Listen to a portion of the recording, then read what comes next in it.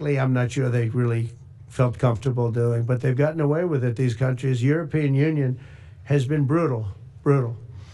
And the drug companies actually told me stories. It was just brutal how they forced them. And European Union suing all our companies, Apple, Google, Meta. They're suing all of our companies. They end up, they have judges that are European Union-centric, and they get rewarded 15 billion, 17 billion, 20 billion, and they use that to run their operation.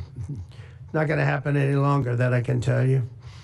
So what's been happening is we've been subsidizing other countries throughout the world, not just in Europe, throughout the world. European Union was the most difficult from what I understand. I mean, I'll tell you a story. A friend of mine who's a businessman, very, very, very top guy. Most of you would have heard of him. A highly neurotic, brilliant businessman, seriously overweight, and he takes the fat shot drug. And he called me up, and he said, President, he calls me, he used to call me Donald, now he calls me President, so that's nice respect. But he's a rough guy, smart guy, very successful, very rich. I wouldn't even know how we would know this, but because he's got comments. Said, President, could I ask you a question? What? I'm in London, and I just paid for this damn fat drug I take. I said, it's not working. He said, I just paid $88.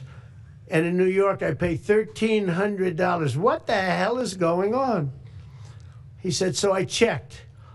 And it's the same box, made in the same plant, by the same company. It's the identical pill that I buy in New York. And here I'm paying $88 in London.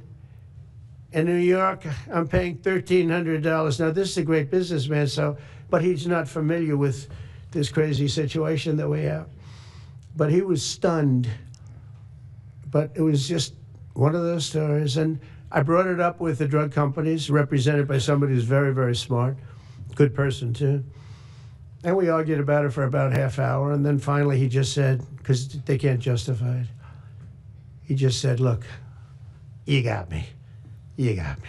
I can no longer they've been justifying this crap for years. They said, oh, it's research and development. Well, I said, well, research and development, other countries should pay research and development too. It's for their benefit. It was just one of those things. And the other countries would set a price, and they'd meet the price, and they'd say, if you don't meet the price, you can't sell it in our country. I said, well, then you walk away, and they'll call you back, and they'll sell it in the country. But now they'll have to do that.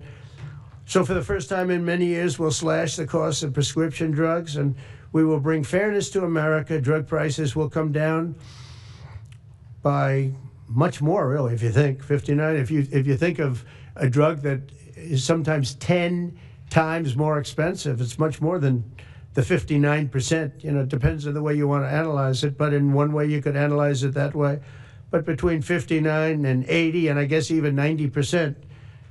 So when I worked so hard in the first term, and if I got prices down, I remember I was the only one to ever get prices down for a full year, but I'd get them down like 2%, and I thought it was like a big deal. Well, we're getting them down 60, 70, 80, 90%, but actually more than that if you think about it in the way mathematically.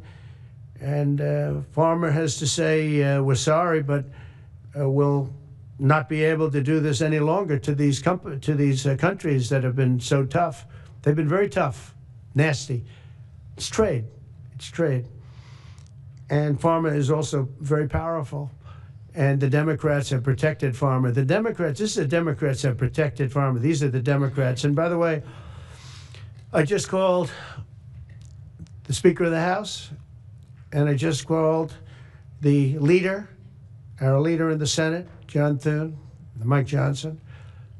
Spoke to both of them. I said, when you score, you're going to have to score two things. You're going to have to, number one, score that hundreds of billions of dollars of tariff money is coming in.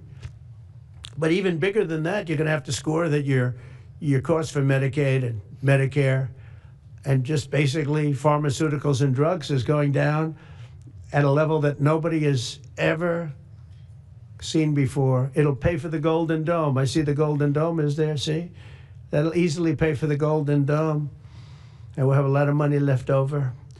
We need the Golden Dome, by the way, in this world. Although this world's a lot safer today than it was a week ago, and a lot safer than it was 6 months ago. We had people that had no clue what they were doing.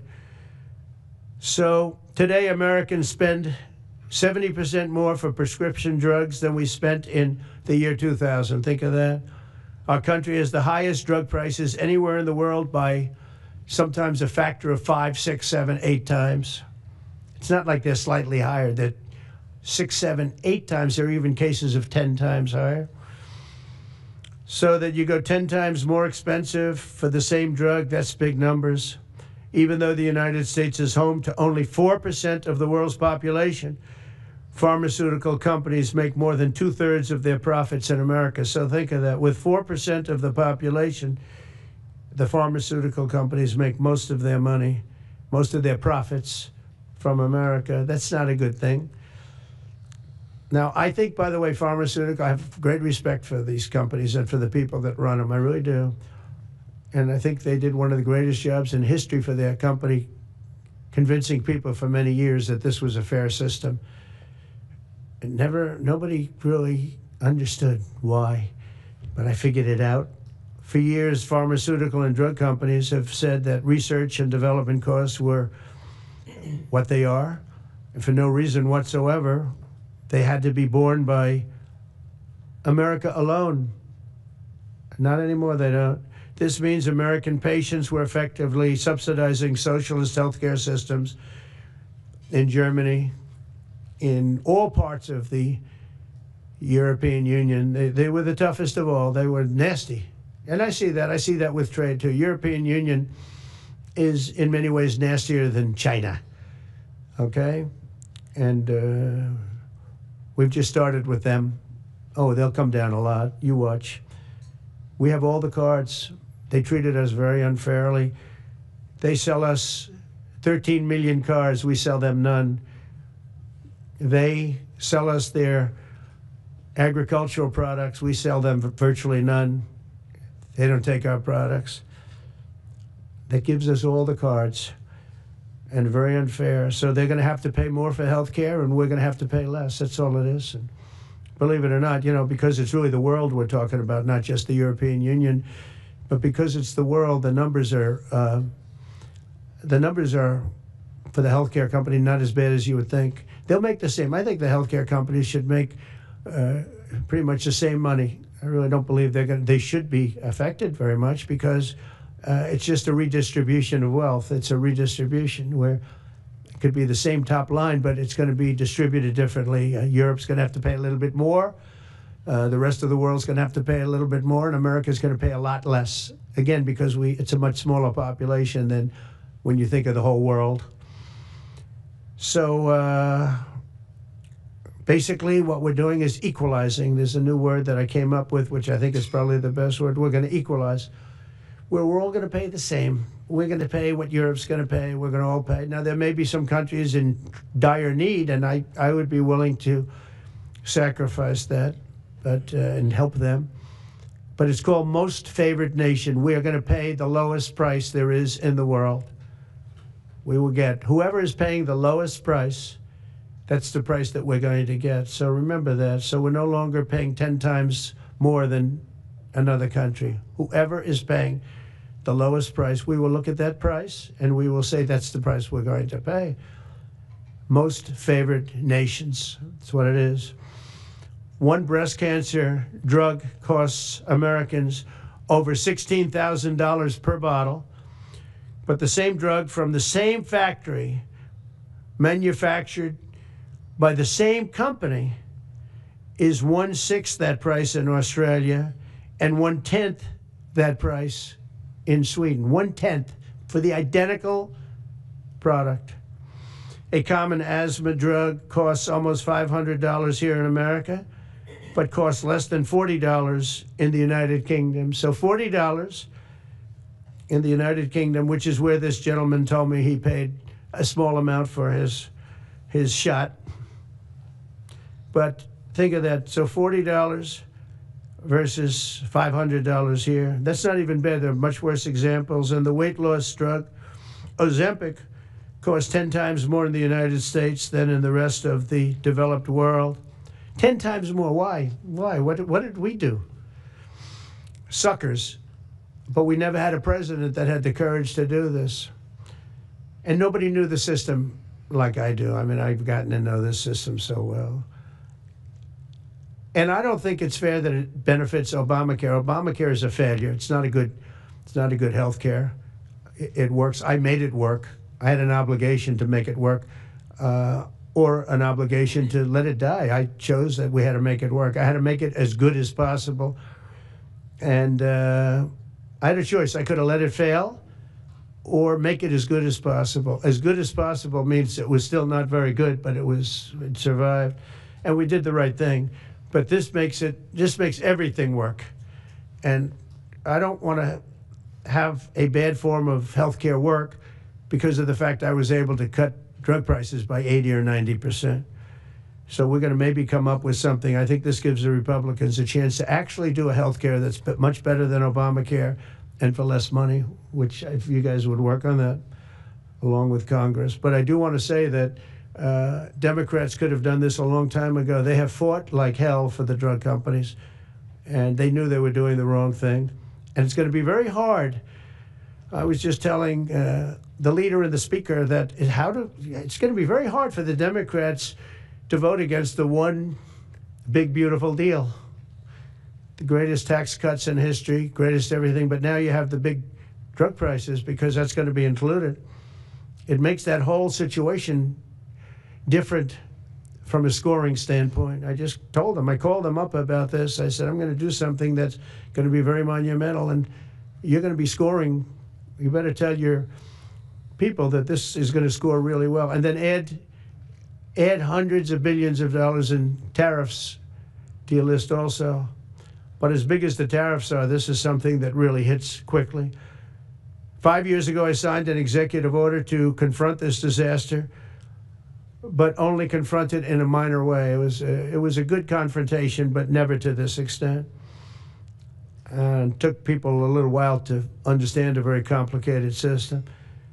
But Joe Biden, without any knowledge of what he was doing, terminated the policy and then pretended to negotiate under a new system. And then you take a look, 5 out of the 10 drugs that he negotiated are now over 200% more expensive in America than the rest of the world, and far more expensive than when he even got involved. Much more expensive than when he got involved. Joe Biden's plan was as you know, because you wrote about it, you don't say it very loudly, but it was a very big failure, was his whole presidency. First, I'm directing the U.S. Trade Representatives and Department of Commerce to begin investigations into foreign nations that extort drug companies by blocking their products unless they accept bottom line and very low dollar amounts for their product, unfairly shifting the cost burden onto American patients. And we'll be taking a look at that very strongly. The biggest thing we're going to do is we're going to tell those countries, like those represented by the European Union, that, that game is up, sorry. And if they want to get cute, then they don't have to sell cars into the United States anymore. It's a very big subject. And they won't get cute, because I'll defend the drug companies from that standpoint. They were given a price by the European Unions and other countries. This is what you do. This is what we're going to pay. We're not going to pay any more. Let America pay the difference, because there was a big shortfall. Let America pay it. And that's what we did, but we're not doing it anymore. Next, my administration will secure what we're calling most favored nations drug pricing. The principle is simple. Whatever the lowest price paid for a drug in other developed countries, that is the price that Americans will pay. And we're using the term other developed countries because there are some countries that need some additional help, and that's fine. I think that's very good. Some prescription drug and pharmaceutical prices will be reduced almost immediately by 50 to 80 to 90%. Big Pharma will either abide by this principle voluntarily or will use the power of the federal government to ensure that we are paying the same price as other countries. To accelerate these price restrictions and reductions, my administration will also cut out the middlemen. We're going to totally cut out the famous middlemen. Nobody knows who they are. Middlemen. I've been hearing the term for 25 years. Middlemen. I don't know who they are, but they're rich. That I can tell you. We're going to cut out the middlemen and facilitate the direct sale of drugs at the most favored nation price directly to the American citizen. So we're cutting out, Bobby, the middlemen. It's so important, right? You got to do that. They're worse than the drug companies. They don't even make a product, and they make a fortune. It's very smart business people, that I can tell you. If companies make no significant progress toward most favored nation pricing, which we will insist that they do, so I think I'm wasting time talking about it. We're going to insist upon it. And we'll insist, and we're going to help the drug companies with the other nations, because those other nations do a lot of trading with us. They need our trade, just like China needed us very badly. They need us just as badly. We will do whatever we have to with trade, just like we did some great things with trade with India and Pakistan. It really helped the situation, very heated situation. Could have lost millions of people, more than millions. I mean, many millions of people. And they want to do business with America, but we never used our powers that way. We never knew how. We never had people that knew how to do that. We'll also open up America's market to safe and legal imports of affordable drugs from other countries, putting dramatic downward pressure on prices. And if necessary, we'll investigate the drug companies, and we'll, in particular, investigate the countries that are doing this, and we will add it onto the price that we charge them for doing business in America. In other words, we'll add it onto tariffs if they don't do what is right, which is everybody should equalize. Everybody should pay the same price. And special interests may not like this very much, but the American people will. I am doing this for the American people. I'm doing this against the most powerful lobby in the world, probably the drug lobby, drug and pharmaceutical lobby. But it's one of the most important orders, I think, that's ever been signed, certainly with regard to health care or health in the history of our country, and it's an honor to be a part of it. And I'd like to ask Robert F. Kennedy to say a few words, please. Thank you. Thank you, Mr. President. This is an extraordinary day. This is an issue that, I grew up in the Democratic Party, and every major Democratic leader for 20 years has been making this promise to the American people. This was the fulcrum of Bernie Sanders' runs for presidency, that he was going to eliminate this discrepancy between Europe and the United States. But as it turns out, none of them were doing it. It's one of these promises that politicians make to their constituents, knowing that they'll never have to do it. And the reason they'll never have to do it is because they know that Congress is controlled in so many ways by the pharmaceutical industry. There's at least one pharmaceutical lobbyist for every congressman, every senator in Capitol Hill, and every member of the Supreme Court. By some estimates, 3. Pharmaceutical companies, the industry itself, spends 3 times what the next largest lobbyist spends on lobbying. So this was an issue that people talked about, but nobody wanted to do anything because it was radioactive. They knew you couldn't get it by Congress. We now have a president who is a man of his word, who has the courage. President Trump was taking money from the pharmaceutical industry too. I think they gave you $100 million. But he can't be bought, unlike most of the politicians in this country. And he is standing here for the American people. I don't know what, there's writers like Lord Elizabeth Warren or Robert Reich who are saying that President Trump is on this side of the oligarchs. There has never been a president more willing to stand up to the oligarchs than President Donald Trump. And I'm very, very proud of you, Mr. President, for your courage, I'll say, because I don't want to be crude, your intestinal fortitude, your stiff spine, and your willingness to stand up for the American people. We have 4.2% of the world's population. Our country represents 75% of the revenues for pharmaceutical companies. We spend in our country $1,126 per capita on drugs. In Britain, they spend about 240. They spend 1/5 of what we do. And this is true across Europe. And the drug companies, Europeans, if you ask them, it made no sense what they were saying. America has to pay for this innovation or it's not going to happen. President Trump is saying to our European partners is you've got to raise the amount that you're paying for those drugs and pay for your share of the innovation. That the United States is no longer subsidizing that. If the Europeans raise the price of their drugs by just 20%, that is $10 trillion that can be spent on innovation, and the health of all people all across the globe is going to increase because we're going to have better products.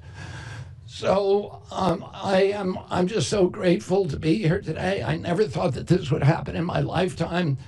I have a couple of kids who are Democrats, are big Bernie Sanders fans, and when I told them that this was going to happen, they had tears in their eyes because they thought this is never going to happen in our lifetime, and we finally have a president who's willing to stand up for the American people.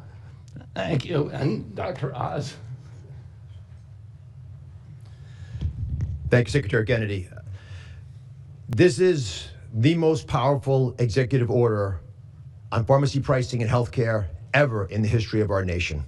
And it's only happening because we have a president with the fortitude, the guts to stand up to the withering criticism and lobbying that's going to occur as soon as folks hear about the executive order. So on behalf of the child in Philadelphia who's got an autoimmune disease with a $1,000 a month drug, or the older woman in Los Angeles who's on a blood thinner who can't afford her copay, I want to thank President Trump. God bless you for having the guts to take on this industry. Thank you, sir. Thank you very much. So let's talk about the details a little bit. And this is primarily about equalization, as President Trump said. It's about fairness. Think of NATO as a metaphor. When President Trump said, you've got to pay a little more so it makes sense for all of us, they came up.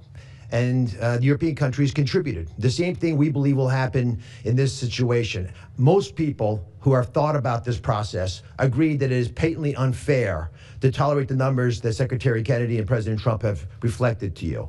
On this chart to my left is a list of the 10 drugs that were negotiated in the IRA. Again, this is the bill, the law, that regulates a negotiation process. This is the best price that was able to be obtained by the Biden administration. And if you look at these numbers, they actually reflect how much on top of the most favored nation price was being paid by the United States. So the closest to me, Bob, you can point to the chart against the closest one, 289%, the one that's closest to you. That means that we are paying in America 4 times more than that drug costs in other countries. Again, 100% is the baseline. It's 289% above that baseline. It goes all the way down to when we're paying 50% more than any other country. That's the range. As was pointed out by President Trump, half the time we're paying 3 times more than is paid in other countries. It doesn't make any sense for the system. That stated, President Trump has over and over again indicated, and Secretary Kennedy reflected as well, we want innovation. We want our technology partners doing the best they can to make the best solutions for drugs to cure as many people in America and around the world as possible. By getting our allies to pay a bit more, as they should be, and they should have for many years been doing, will course correct a problem that's gotten out of hand. And by doing that in a thoughtful, effective way, we're going to be able to get the pharmaceutical industry whole. Those jobs will still be here, will still be productive, will still be curing cancer and a slew of other ailments that plague humanity. America will still be the leader in this space, but we'll be paying the appropriate amount, the right-sized amount for those tasks. So over the next 30 days, the 4 of us up here, together with people standing in the back of this room who are doing a lot of the heavy lifting, are going to be approaching pharmaceutical companies to talk specifically about what we want the most favored nation price to be based on the best data we have. We're looking forward to a thoughtful interaction with these corporate leaders, many of whom we've spoken to and in quiet will agree the system is not right the way it is. They're patriotic Americans. They want what's right. But the fact that in my lifetime, as Secretary Kennedy said, for the first time, we have a thoughtful and aggressive approach thanks to President Trump, on taking on the special interests, should give all Americans confidence that this is an administration that stands for fairness and should chill the waters for those who believe they can push us away from our North Star, which is to take care of the American people. Mr. President, God bless you. Thank you very much. Thank you. Jay, you want to go next? Sure. So I teach economics at Stanford as well as health policy. And one thing that's really, really simple in economics is that when you have a persistent price difference for the same product between two countries, there's something deeply wrong. And what President Trump has done is a historic measure that should have been done a long time ago. What we're going to do is make sure that those prices become much closer to equal, like a competitive market you'd expect. Right now, what's happening is the American people are subsidizing in large fraction the research and development efforts for drug companies around the world by the higher prices that we pay. With this new order, Europe will share the burden of that. And in fact, if you may think of it as like as somehow it's going after drug companies, actually it's helping drug companies. Because what we're also going to do with this order, what President Trump has done with this order, is he's said to European governments, look, if you are taking advantage of the drug companies by forcing them to charge very, very low prices, we're going to defend American drug companies in Europe.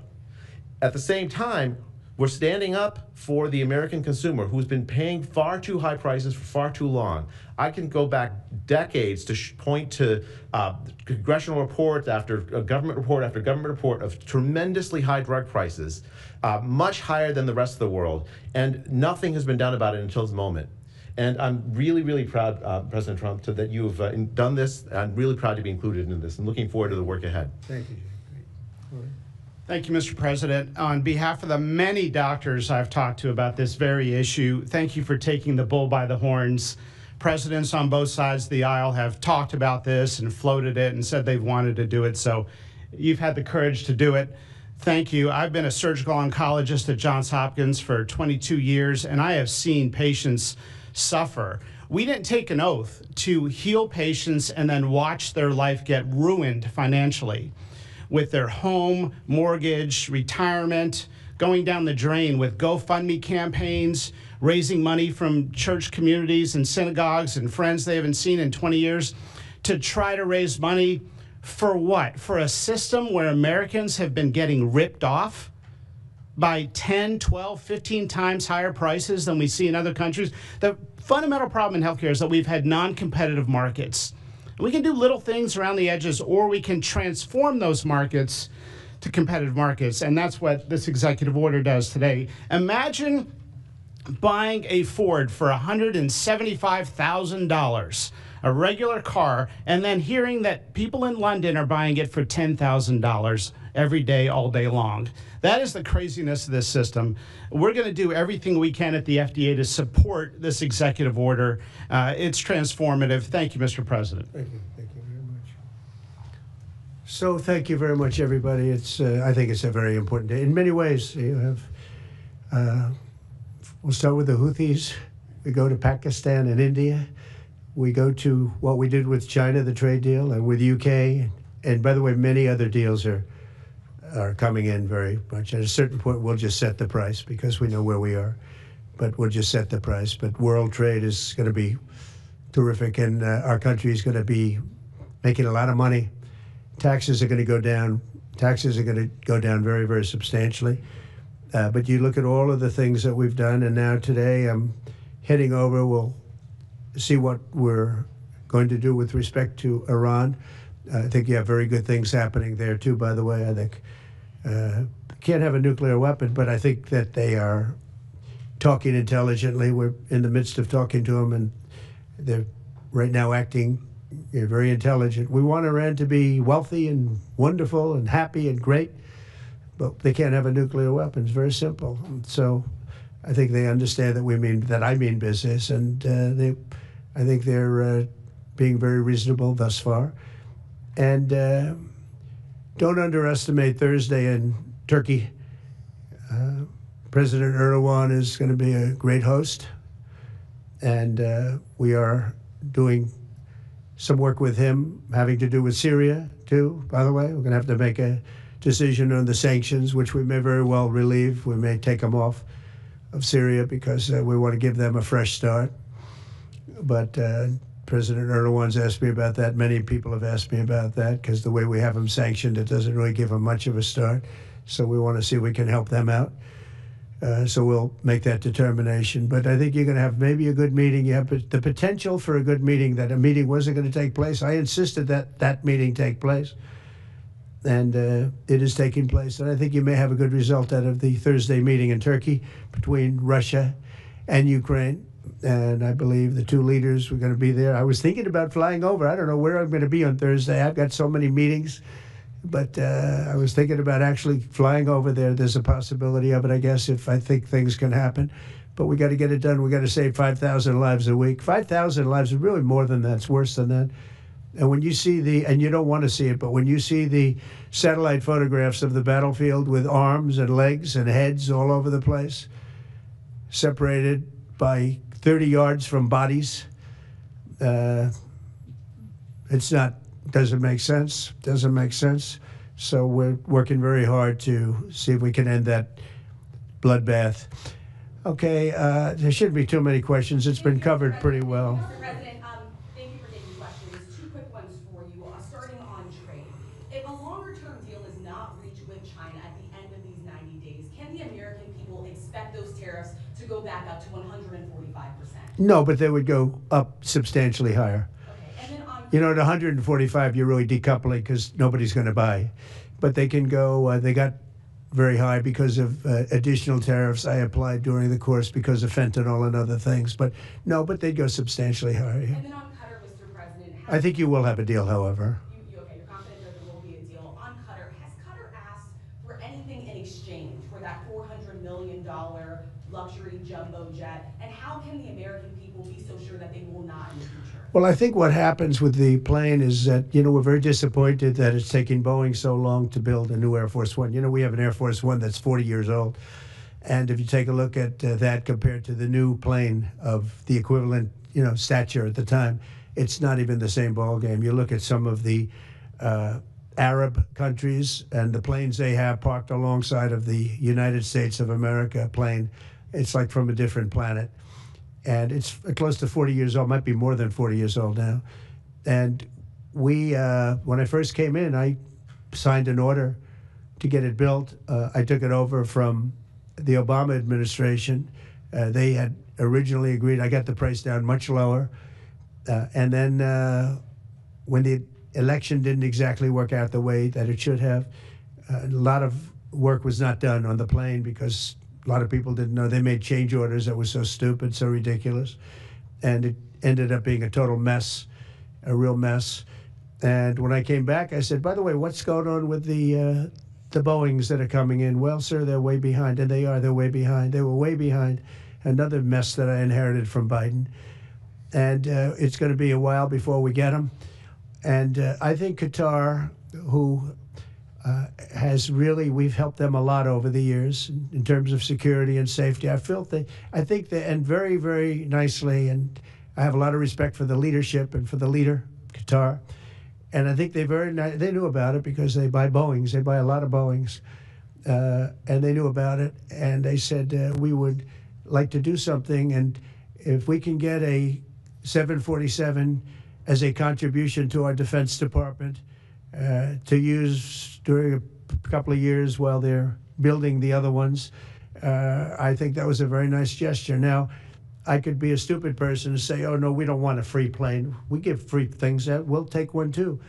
And it helps us out because, again, we're talking about we have 40-year-old aircraft. The money we spend, the maintenance we spend on those planes to keep them tippy-top is astronomical. You wouldn't even believe it.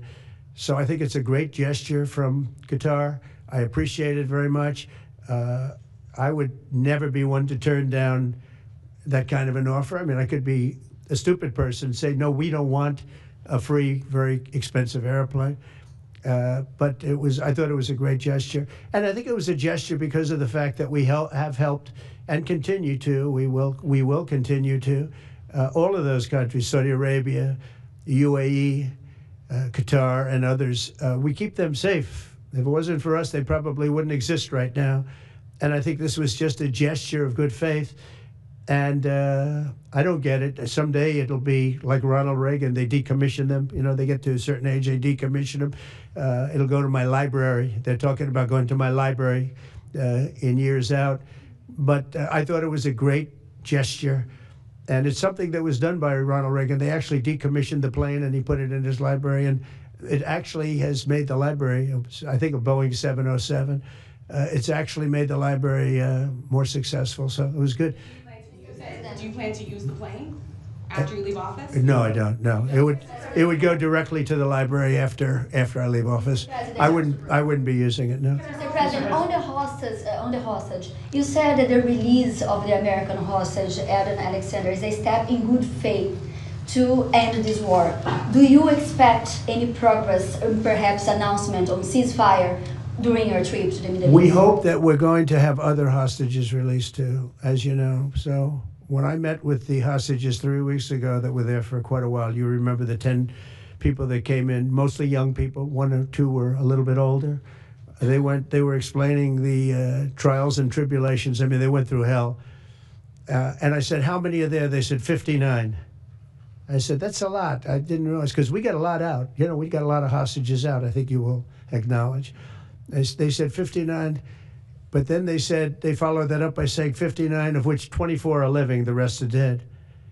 But the people whose son, mostly son, I think 1 daughter in this case, but mostly sons are there, or husbands are there, those people want the dead bodies as much as they want the live body. I have a mother that calls me, but came up to me when I first met her, and she said, sir, please get my son out. He's dead, but they have his body. And I asked her about that, and it's as though he were alive. The level of wanting that body back is the same. It couldn't be any more, as though he were alive. So, you know, getting the bodies back is very important. That could be a thing having to do with the religion. It could be same. I was amazed at the level of importance. It's the same as if the son or husband or whatever was alive. So they said 59. In fact, they came in with a number 59 written out on like a sign on their chest. They came to thank me for getting them out. And I said, what does the 59 mean? They said, well, that means there are 59 people. But then they said, but 24 are living. Now it's 21. The number's 21. So now it's actually, we'll get Etan today. We think we're getting him today. So it's 20. So they have 20 live hostages there. The rest are dead bodies. Mr. President, are you open to negotiating your tariffs on cars, steel, and aluminum with China or any other country? Well, we're not even talking about that. We're bringing the car business back into this country. We have commitments, and not only commitments, they've already started construction on many plants. They've left Mexico in a few cases. In a few cases, they've left Canada. They're not going to build in Canada. They're going to build here because we have the market, and the tariffs have been amazing. The election and the tariffs. November 5th was a big day, and on top of that, of course, you wouldn't have the tariffs without the election, I guess, if you look at it. But we have at least 11 committed massive car factories that are going to be built, that are in the process of being built. And some are going through, some have actually started. We also have renovations of existing factories where they weren't utilizing the full factory from years gone by, and now they're under full renovation. They'll be opening up full factories in a very short period of time. Our car industries, I think we're going to have the #1 industry. You know, if you look at Japan and these others, they do tremendously with cars, and they can do that too. But you know, if they want to sell cars in the United States, they're going to have to build factories in the United States, because I'm interested in cars for the United States. Now, one other thing is, in our tax bill, we're giving not only no tax on tips, no tax on Social Security, no tax on overtime, but also we're going to get a deduction for people that borrow money to buy a car if it's made in America. If it's not, we have no interest. On the meeting between President Putin as well as President Zelensky, if President Putin doesn't show up to these talks in person in Turkey, will you join Europe in putting higher sanctions on If I felt it would be important toward getting the deal done, I'm the one that insisted on the meeting. They couldn't get a meeting because one said ceasefire, one said no ceasefire, was going back and forth. I said, look, at this point. We got to stop it. Just go to the meeting. The meeting's been set. Go to the meeting on Thursday. And if I thought it would be helpful, I don't know where I'm going to be at that particular point. I'll be someplace in the Middle East, but I would fly there if I thought it would be helpful. Yeah, please. Refugees. I want to ask you about South African refugees. Dozens of Afrikaners who claim discrimination in their home country are heading to the United States, Right. where your administration is going to welcome them as refugees. Now, this comes as you've halted virtually all refugee admissions for people fleeing famine and war from countries like Sudan, the Democratic Republic of Congo. Why are you creating an expedited path into the country for Afrikaners but not others? Because they're being killed, and we don't want to see people be killed. Now, South Africa leadership is coming to see me, I understand, sometime next week. And, we're supposed to have I guess a G20 meeting there or something, but we're having a G20 meeting. I don't know how we can go unless that situation's taken care of, but it's a genocide that's taking place that you people don't want to write about, but it's a terrible thing that's taking place, and farmers are being killed. They happen to be white, but whether they're white or black makes no difference to me, but white farmers are being brutally killed, and their land is being confiscated in South Africa. And the newspapers and the media, television media, doesn't even talk about it. If it were the other way around, they'd talk about it. That would be the only story they'd talk about. And I don't care who they are. I don't care about their race, their color. I don't care about their height, their weight. I don't care about anything. I just know that what's happening is terrible. I have people that live in South Africa. They say it's a terrible situation taking place. So we've essentially extended citizenship to those people and to escape from that violence and come here. Yeah.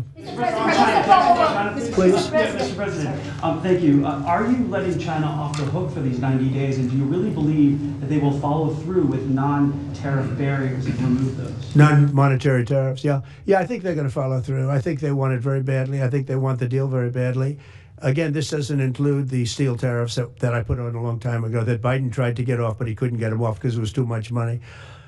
I took in hundreds of billions of dollars from China, what a lot of people don't know, but we put on the tariffs originally. And if I didn't do that, we wouldn't have a steel industry today. Now we have a thriving steel industry. It'll be thriving much more with what we're doing because this is the next level. But it doesn't include that, doesn't include cars, doesn't include pharmaceuticals when we do that. And the reason we're doing that will be to get them to come back in the country. There are, again, I always say it because a lot of people forget, but if a company like Eli Lilly, which is making a massive investment in the United States right now. They're building many, many plants. They've already started like 7 of them, many plants, but they are not going to be tariffed. There's no tariff cost. So they're all doing that. They're all coming back to the United States. I mean, I'll tell you what, I hope I get the benefit of watching this because, as president, because, it takes a little while to do this stuff. And we're doing it early in the administration. If you think of it, we have, I believe, if you look at the real total, it's over $10 trillion committed for plants and factories. Other administrations haven't had $1 trillion over a 4-year period, even over an 8-year period. We have over $10 trillion committed in one form or the other over 2 months. Give me a break. I'm here 3, but let's give me a break on the first month. We want to get acclimated. But if you think about it, it's really 2 months. And so in 2 months, we have an investment already of over $10 trillion. And other presidents haven't had that done over a year, over 4 years in some cases. It's unprecedented. There's never been anything like it. It's a very exciting time in America. Thank you very much, everybody. Thank you. Mr. President, are you ready to impose sanctions on Russia if Putin doesn't agree with the 30-day ceasefire? I have a feeling they're going to agree. I do. I have a feeling. And we think other countries, Let's see what happens. no European countries Who's involved Mr. in the President, in the negotiations. The budget bill negotiations are taking place. Who in your administration is in charge of that while you're gone? Is it Everybody, JPS, Bobby, from the standpoint of medical, this group behind me, I mean, I think it's the best group ever assembled. In terms of medical, I think you're going to see a tremendous cut. I don't think. I mean, I know you're going to see it in Medicaid. and Medicare. That cut will be massive because drugs are 50-60% of the cost. So Medicaid costs are going down and Medicare costs are going down because of what we're doing today. And there's no, it's not like, oh gee, well maybe it won't happen. It's going to happen because the other countries have no choice. Now the drug companies are going to have to say, listen, if you don't pay more, we're not going to give you the drug, and they're willing to do that. So that's it. They have to. We have to equalize. Mr. President, what is the price controls? Say it. How do you respond to the fact that this? It's not price control. No, no. What was price control is before. If you want to talk about price control, is what they were doing.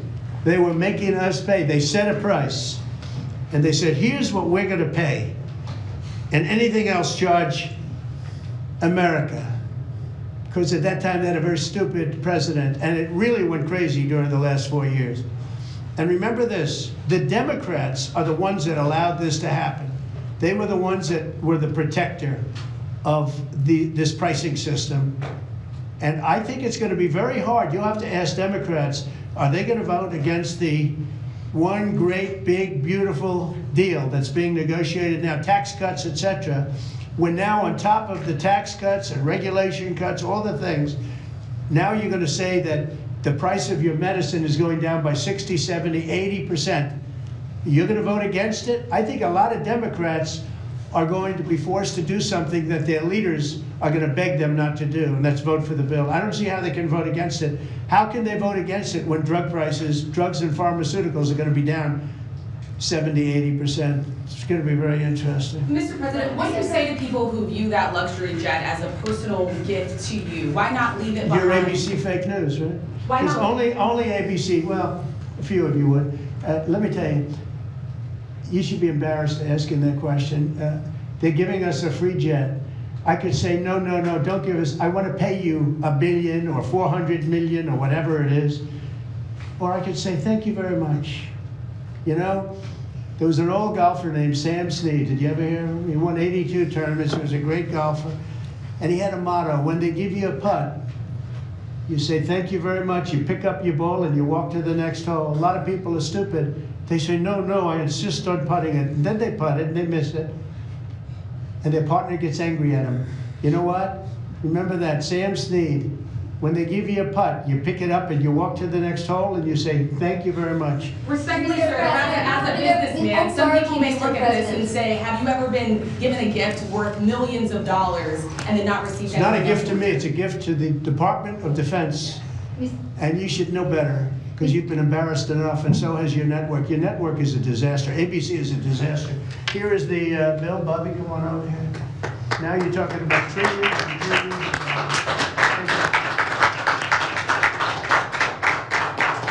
Thank you very much, everybody. Mr. President, a quick question about Turkey. Thank you very much. Thank you.